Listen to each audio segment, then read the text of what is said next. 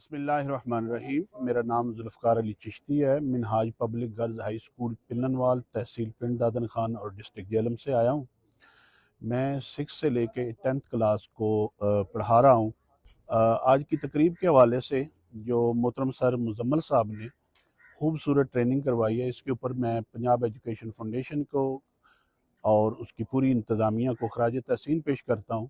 اور یہ جو اویژن ہے آج استاذ کی عظمت کے حوالے سے جو ایک خوبصورت تقریب کا یہاں انعقاد کیا گیا، اس پہ میں چیف منسٹر پنجاب محترمہ مریم نواز صاحبہ کو خصوصی طور پر جو ہے وہ خراج تحسین پیش کرتا ہوں، اور پنجاب ایجوکیشن فاؤنڈیشن کے باقی تمام ذمہ داران کو بھی۔